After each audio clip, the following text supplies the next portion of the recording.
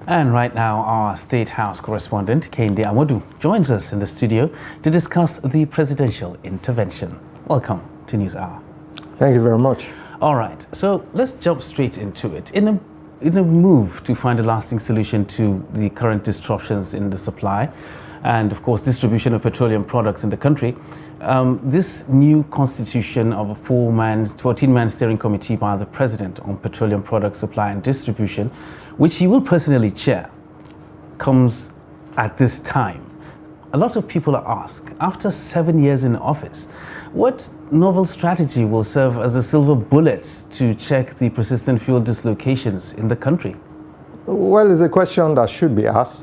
I think maybe the first thing that should be noted is that the President himself is chairing the committee, which means that he wants to take personal responsibility for fuel distribution and management. So that's the first takeaway from setting up a steering committee to look at things like that. That means that he's going to be receiving daily reports about the fuel situation. That is, instead of leaving it to the Minister of State to monitor and probably give him maybe like weekly or bi-weekly reports on the situation on ground. So, but it's strange. If you look at the composition of the committee, you see that it's a government committee. There's no private sector participation in the committee, which means that what this is purely government regulatory body. So the question to ask is, after 7 years, what is new? I don't know what they're going to bring that is new to the table, because if you have struggled with this program, look at the composition of the committee. The same actors that are in charge of fuel management and distribution are still the same actors that are on the committee. I guess we'll have to wait and see. Nigerians will have to wait and see. Because that was the question I actually wanted to ask. I mean, like, you talked about the president taking responsibility and taking charge of the situation, but isn't he already in charge of the situation, being in charge of the petroleum ministry all this while? Well, I guess maybe this is a crisis situation. I don't know particularly what is new, but if you notice, I think over the last 4 months, fuel prices have been increased almost on a monthly basis. There's another cycle of fuel shortage, and there are speculations at the end of this, the prices will go up still. So what most Nigerians ask is, why don't you just,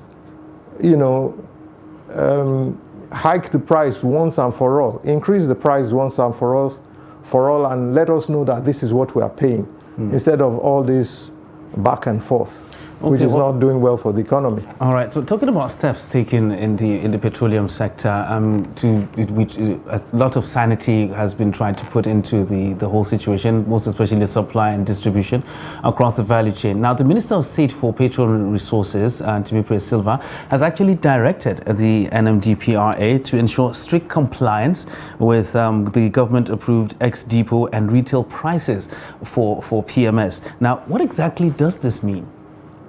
I should ask you, because it struck me when I saw that part of the statement that came out, that the Minister of State for Petroleum is asking that agency to do its job.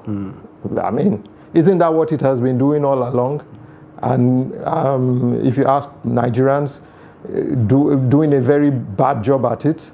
So why do you have to, because the President set up a steering committee, tell the agency to go and do its job again? I think it's just, I think that's personally to me, and I'm not an expert or an analyst, but I think that we're begging the question, what should be done instead of all this back and forth and pretense? What do we need to do?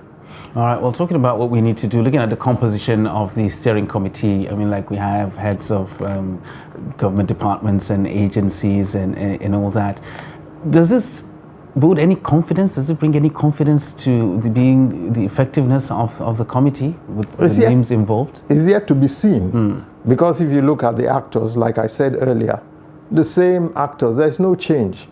The list of the people that make up that steering committee are people that have been in the business of fuel distribution and management all along. The only person that maybe is making, you can't say he has not been in the business, but okay, who is showing a face in the public now is probably the president as the chair of the steering committee. But the actors still remain the same. So basically it's just old wine in a new bottle. Yeah, well, old wine in a new bottle. We hope the old wine in a new bottle will be more effective, probably now that they have the president at the head of the committee, and then everybody will spice up to do their jobs.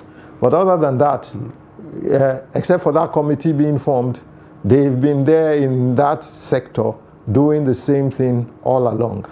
All right, well, it remains to be seen how effective that committee is going to be. Kehinde Amodu, thank you very much for coming on News Hour tonight. Thanks for having me. All right.